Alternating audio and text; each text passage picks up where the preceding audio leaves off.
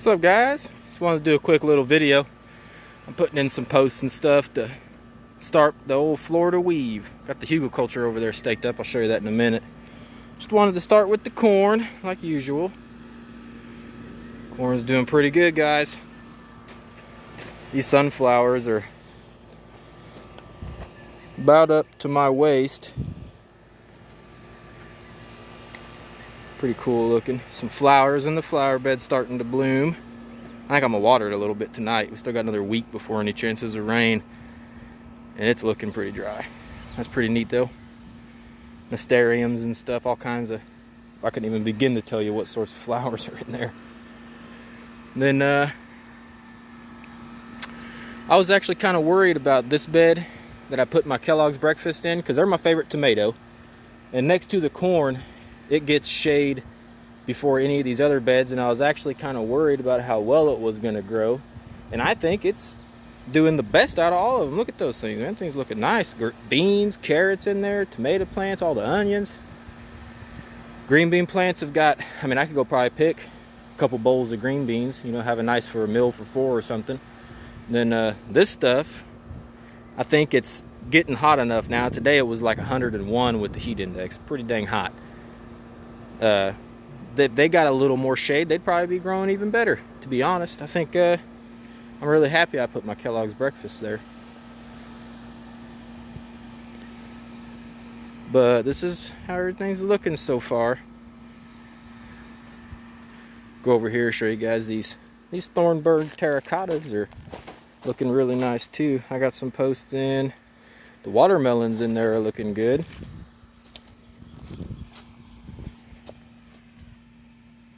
Watermelon plants are taking off. They're starting to get a little leaf curl. I'm gonna have to hit these bad boys with some water. I was really hoping we'd make it to our first rain again, but they're just so used to all this rain we've been getting. They're ready for some, so I'm gonna probably hit them tonight. My peppers, I know it looks a little overrun with grass, but I'm really trying to let the blades get to be about that size right there, so that the roots all come out real easy. You go to pull these little ones and the roots don't want to come out, so then you're going to be right back out once it grows up enough. Have to pull it again because it keeps breaking off. So I've just been letting it get a little more established, and then I'm pulling them. It's going pretty good. Overall, it's looking nice. I'll go show you that other bed that was real crazy. I got to use that push-pull hoe that Alex got me. I didn't get to make a video. Sadly, she was working the day I had to do it. And that's how it turned out, guys. Boom. And then as you can see, I just piled up the dead grass after I shook most of the dirt off of it. And just piled it up there and let it break down. The key is to get it before it goes to seed, guys. This, I believe, is one of the loofahs or a pumpkin plant. I am not sure. My buddy gave it to me, and I can't remember now. These tomatoes are coming up pretty nice as well. They're not quite as big, but these are all direct seeded. Oh, that's 2 plants. I didn't even know there was still some with 2.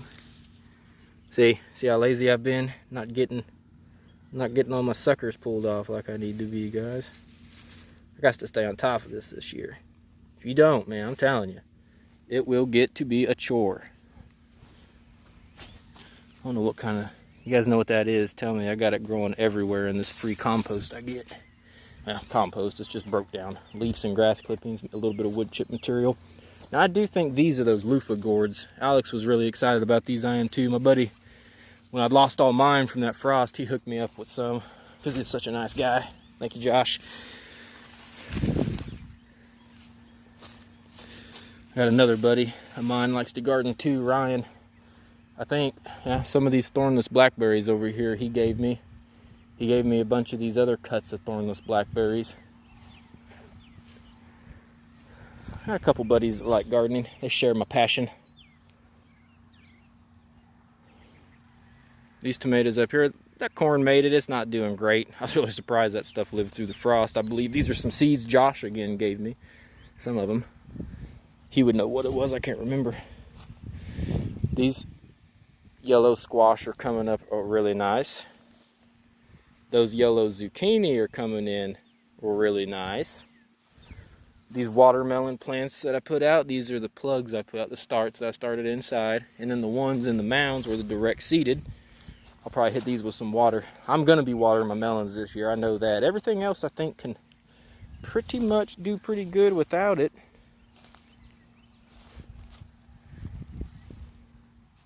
Ah, some basil coming up, cool.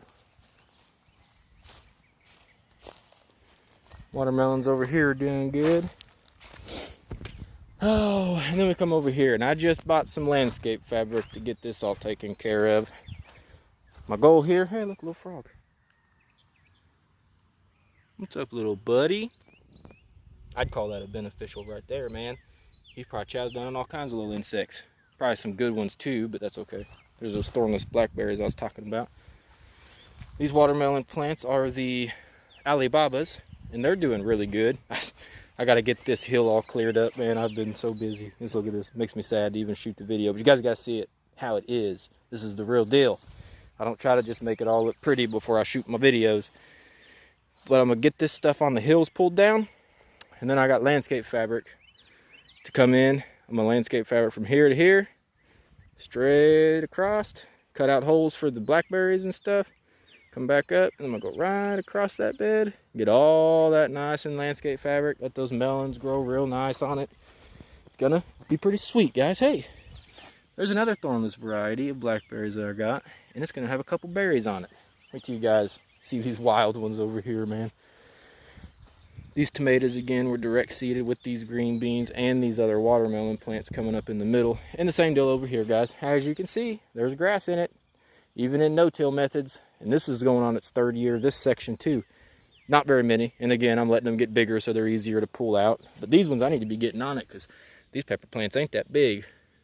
These were all direct seeded too. So they are kind of fighting with that grass for sunlight, and that grass is way gonna outgrow them. And we got again over here, more tomato plants going down there. Some red onions. I think that's about all that's in there.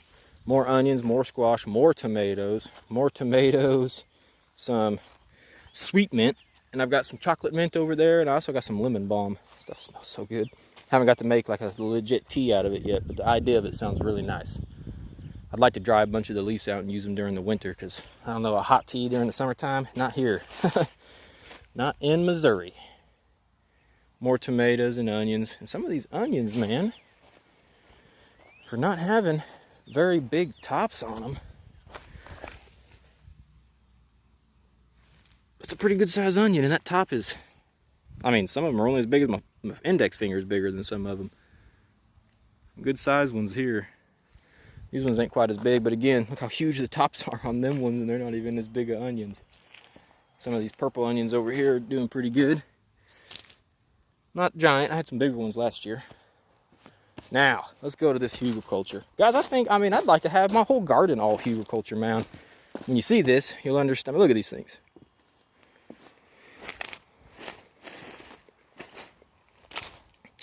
I don't know if you can tell on the video, but I know in person they are such thicker leaves, thicker stems. And these are just leftovers.